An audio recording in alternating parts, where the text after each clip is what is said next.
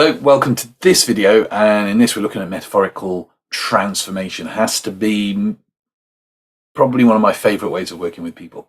And I think once you get used to and develop this technique, you'll realize it's powerful technique for you to make personal change.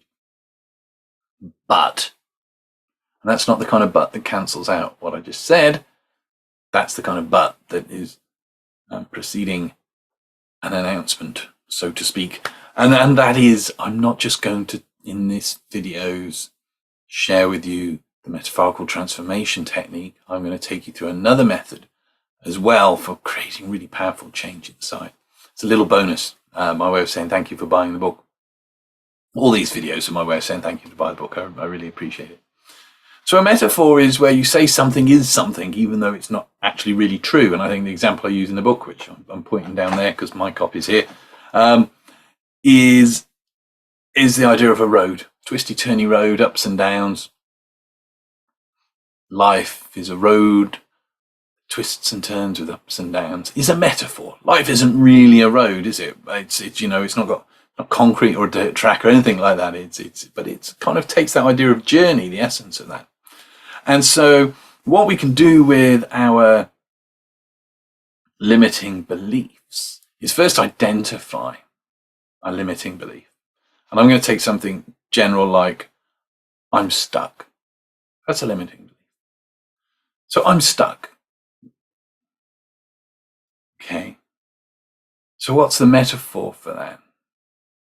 Well, you could go stuck in the mud. It's like, at the moment I'm stuck in the mud. I'm not literally stuck in the mud, obviously, but it's a metaphor. I've hit a wall. That's another one, isn't it? I've hit a wall. I'm stuck. I'm on this road of life and I've hit a wall. There's a wall in the way of this road of life. There's a mountain in the way of this road of life. You get what I'm saying? Play around with these. They're powerful things. Once you've identified that metaphor, kind of look within it. Look at, because sometimes just having that metaphor for our problem can make it easier to look at the problem through the framework of the metaphor.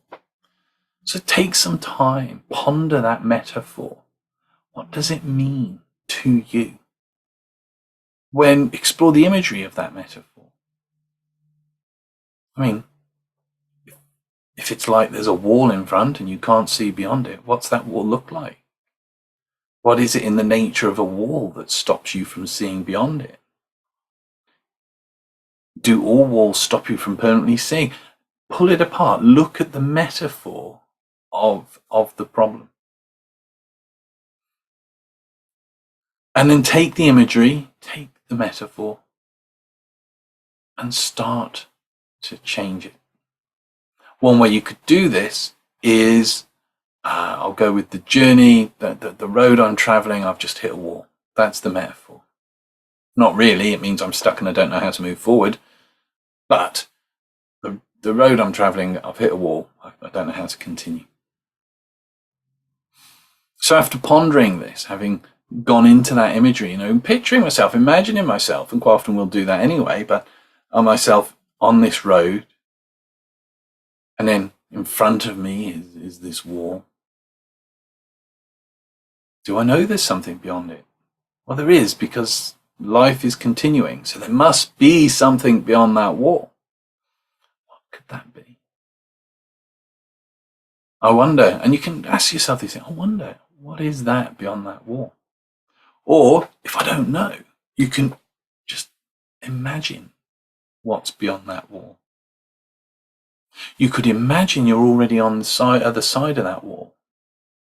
And if you were already on the other side of that wall, what would be there that you were then moving towards again?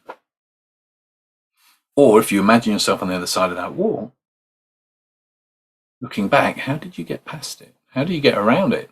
Did you go over it? That's one way of looking at it. Another way to look at it is you could take, I'm using the wall thing again, and just decide that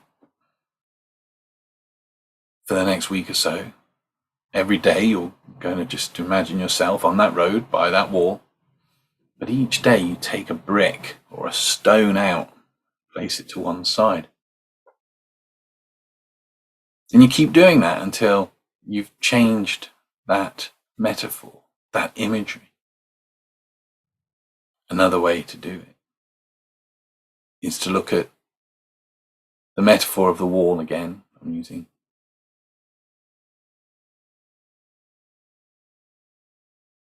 and change the story. I'm stuck.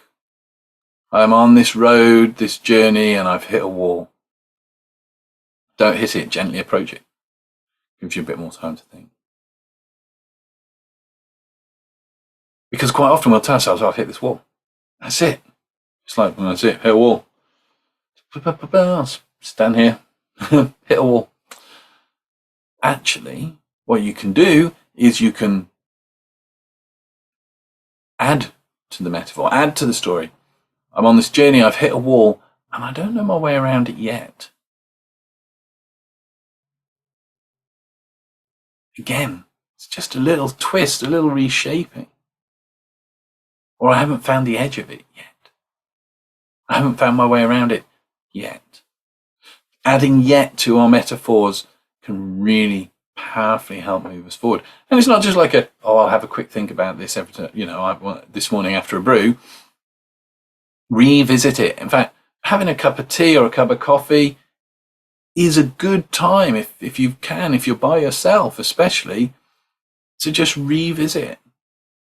Building in these habits of rethinking, reimagining, re-engineering our metaphors should be a part of our everyday. Does that metaphor suit you?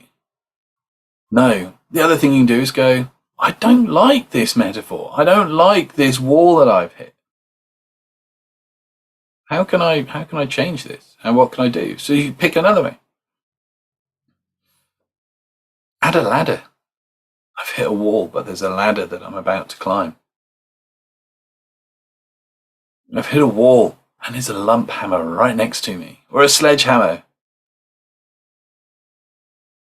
Changing our metaphors, changing, in essence, the thing we are telling ourselves at a symbolic level. Changes how we relate to them, changes how we think about them, and inevitably helps us to move forward and change in ourselves. And that mention of the word symbolically is what I'm going to share with you in the next video.